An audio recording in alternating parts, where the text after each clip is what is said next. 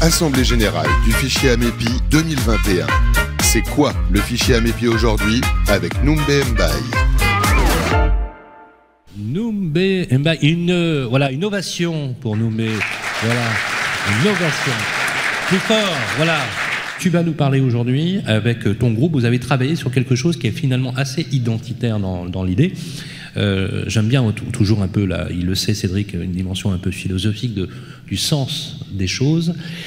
C'est quoi le fichier Amepi aujourd'hui? Quels sont les résultats de cet atelier?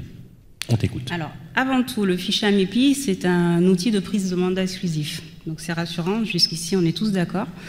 C'est également une manière de travailler et de rencontrer les confrères avec un cadre juridique prédéfini. Là notamment, avoir des profils très différents, des réseaux ou des agences indépendantes qui ont des visions pas forcément semblables du travail, mais qui se retrouvent avec un outil commun.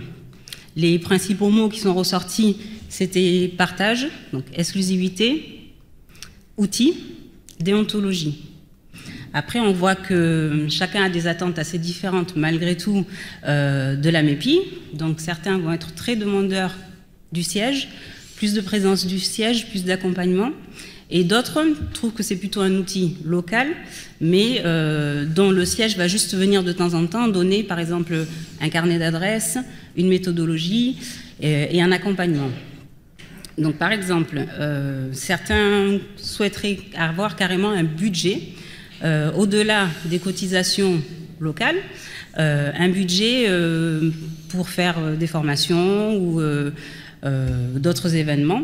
Et d'autres disent non, non, au contraire, moi j'existe, mon alpha existe, je n'ai pas besoin que le siège vienne à ce point interférer dans nos relations et dans notre manière de dynamiser notre alpha.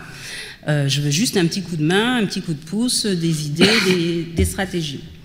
On voit également qu'il y a une forte demande de publicité, notamment envers le public, et pareil, avec des idées complètement différentes de part et d'autre. Donc c'est soit, moi je veux organiser un gros événement, mais je veux que le siège justement me dise, à tel endroit il y a ça qui a fonctionné, tu peux faire ça, on a tel intervenant qui est très efficace, qui a fait ses preuves, il ne faut pas hésiter à le contacter.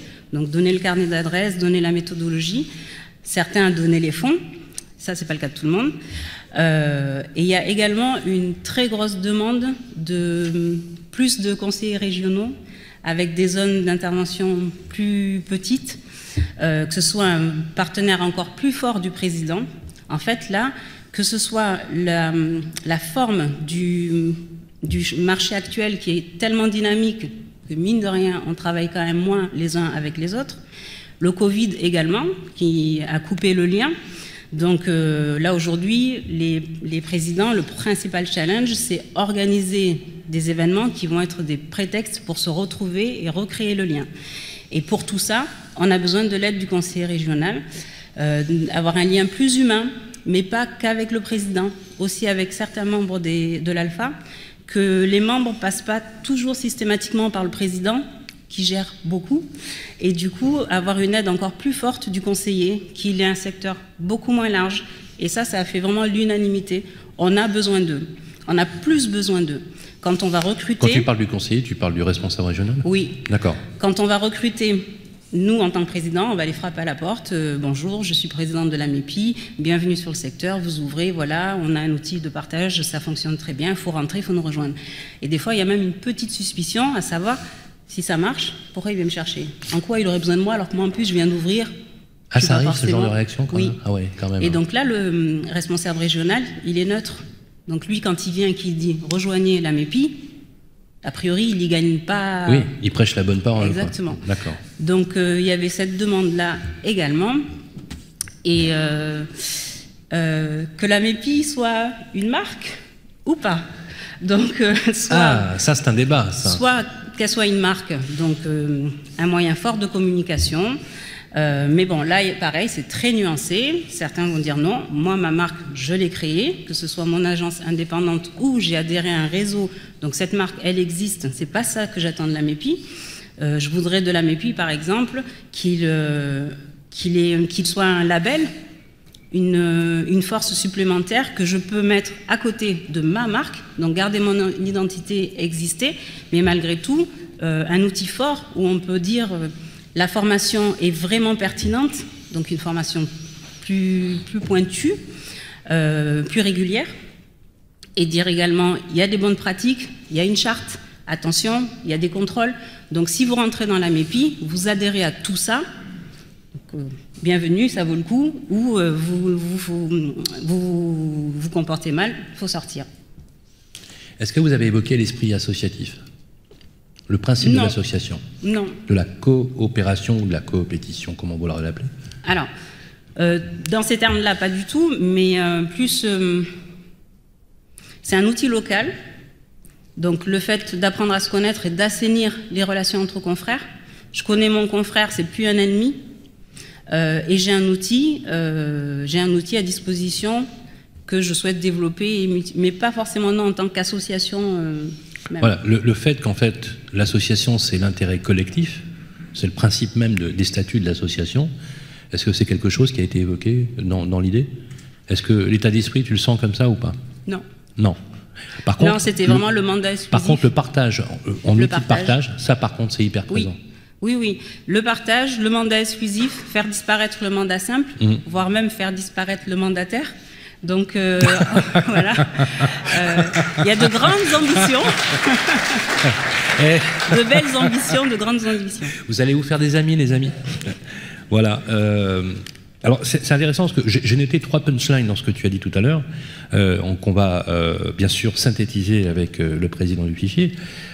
Partage, outils, déontologie. En fait, c'est une triangulaire qui rassemble tout dans l'idée. Partage, parce que forcément, il faut pouvoir partager entre ceux qui ont les mandats, ceux qui peuvent les rentrer et ceux qui les sortent éventuellement, bien évidemment. Mais surtout aussi d'avoir un outil commun dans lequel on a aussi des bonnes pratiques. Et il y a un lien direct d'ailleurs avec les bonnes pratiques, puisque effectivement tout ça devient cohérent, mais je pense que ça devient surtout cohérent parce qu'il y a un règlement associatif. J'aimerais bien qu'on insiste aussi là-dessus avec le président du fichier qui est très attentif d'ailleurs à cela, et d'ailleurs on répondra à tous ces éléments. Ben moi je ne dirais qu'un mot. Bravo. Bravo à eux. Un triomphe pour nous. Je pense que tout est dit. Alors, synthèse, outils, partage, déontologie, label ou marque, c'est peut-être un peu la dent creuse, mais alors le tri du président, comment tu vois les choses, Cédric, à travers ce qui a été dit, que je trouve assez pertinent. Oui, c'est très pertinent. Alors, la question de cette thématique était la suivante, c'est quoi le fichier AMEPI? Et dans cette question, finalement, il y a 2 questions. La première, c'est qu'est-ce que c'est? Et du coup, la question sous-jacente, c'est qu'est-ce que ça n'est pas? Eh bien, moi, je vais vous répondre, si on fait un peu la genèse de ce qu'est le fichier AMEPI, de 2 personnalités qui étaient des patrons de réseau et puis qui ont réussi à convaincre d'autres amis concurrents, confrères de la profession, à prendre un avion et pouvoir aller voir le modèle de ce qui se faisait outre-Atlantique, là où est née cette idée d'interagence. Qu'est-ce qu'ils ont observé? Ils ont observé, en revenant, que ce qu'ils avaient vu pouvait se résumer en un seul mot. Ils avaient découvert la coopétition.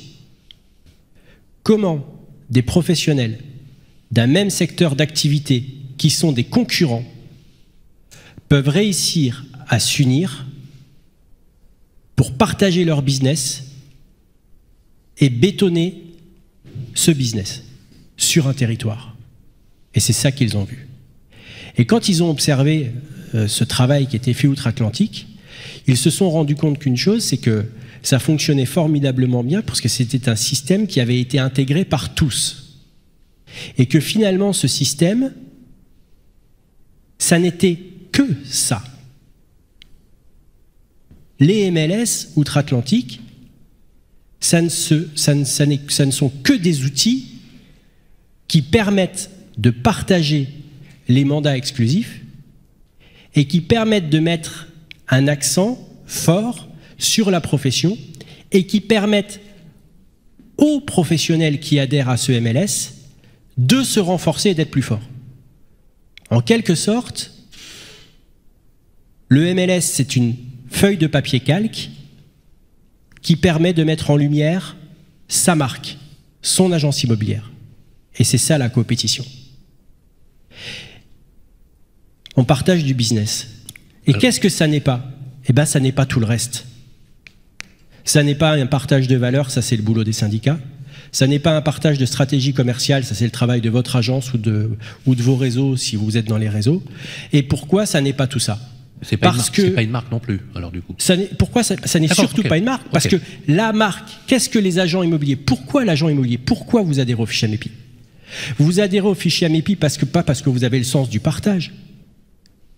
Vous adhérez au fichier AMEPI pour une seule chose, parce que vous êtes convaincu que ça va booster votre business à vous. Le jour où vous n'êtes plus convaincu de ça, vous n'adhérez plus au fichier AMEPI. Et donc, le piège dans lequel il ne faut pas tomber, à mon avis, c'est de faire de l'AMEPI un couteau suisse. Parce qu'un couteau suisse, c'est pas vraiment un couteau, c'est pas vraiment une paire de ciseaux, c'est pas vraiment un tournevis, ça peut juste un peu nous dépanner sur un tas de trucs, mais pas vraiment précisément sur rien du tout. Et cette chimère ou cette espèce d'utopie collective qui peut nous permettre de dire « Bon, on est tous frères, on a cette force de pouvoir se réunir entre nous, de partager nos mandats exclusifs, bien, du coup on pourrait être une structure de formation, du coup on pourrait communiquer auprès du grand public. Qu'est-ce que ça va générer dans le sens premier de pouvoir augmenter votre business? Eh bien c'est qu'à un moment donné, on lisse. Et si on lisse vers le bas. L'agent immobilier du territoire, de votre territoire, qui a le lead, qui a 50% des mandats exclusifs, on en a tous sur son territoire qui sont comme ça. Si d'être dans le fichier AMEPI, ça lisse son business, son risque, ce qu'il a engagé, ses efforts, sa stratégie commerciale, pour servir à tous ceux qui ont fait d'autres choix ou qui n'ont pas réussi à faire comme lui, à avoir les mêmes résultats, eh bien il ne viendra jamais. Et ça marchera exactement de la même façon pour vous, pour tous ceux qui sont en dessous de vous. L'idée, elle est complètement différente. L'idée, elle est de se restreindre à ce pourquoi on a été créé. On partage nos mandats exclusifs, on les met dans le panier de la mariée de ce collectif, et puis dans ce collectif, on identifie des règles fortes. Tout le monde rentre. Mais quand on rentre, il faut avoir des choses à partager. C'est un fichier de partage de mandats exclusifs. Donc, première chose, il faut avoir des choses à partager. Deuxièmement, il faut respecter les règles. Tout le monde rentre, mais tu peux très très vite sortir si tu ne respectes pas la règle. Le fichier AMEPI, ça n'est que ça. Et si vous voulez que ça soit autre chose, eh bien c'est possible, ça veut dire qu'il y a un manque, ça veut dire qu'il vous manque quelque chose dans vos agences, ça veut dire qu'il manque quelque chose dans l'agence de vos adhérents, et ce manque, il existe. Les réponses existent. Elles existent dans des syndicats, elles existent dans des réseaux, elles existent dans des GIE, elles existent dans d'autres choses, mais ça n'est pas le fichier AMEPI. Et si on veut renforcer le fichier AMEPI, il faut qu'on s'en tienne à sa stricte. C'est donc pas une marque. Ce n'est pas une marque. Et ce n'est donc pas un label. Non, c'est un outil. Vous savez, si les hôteliers avaient eu cette intelligence, parce que moi je rends vraiment hommage aux gens qui ont créé ça il y a 15 ans, parce qu'il y a 15 ans, il fallait convaincre tout le monde de l'intérêt du partage de mandats de fichiers exclusifs. C'était franchement pas gagné. Aujourd'hui, tout le monde en est convaincu. On se pose la question de comment on le fait évoluer. D'où cette question de prospective. Mais c'était pas gagné. Et les hôteliers, par exemple, qui n'ont pas eu la chance d'avoir ces pionniers qui ont réussi à mettre ça en place et à se mettre d'accord autour d'une table, s'ils avaient eu cette intelligence, eh bien, ils n'auraient pas un booking. Ça n'existerait pas. Nous sommes la seule profession, trouvez-moi un autre exemple, nous sommes la seule profession à avoir eu cette intelligence de coopétition. Des concurrents qui sont sur le même marché ont compris que s'ils bétonnaient l'offre sur un territoire, ils avaient tout à y gagner. Mais attention de ne pas tomber dans le piège de tirer tout ça vers le bas. Ça a le mérite d'être très clair. Applaudissements pour Cédric Lavaux. Assemblée générale du fichier AMEPI 2021.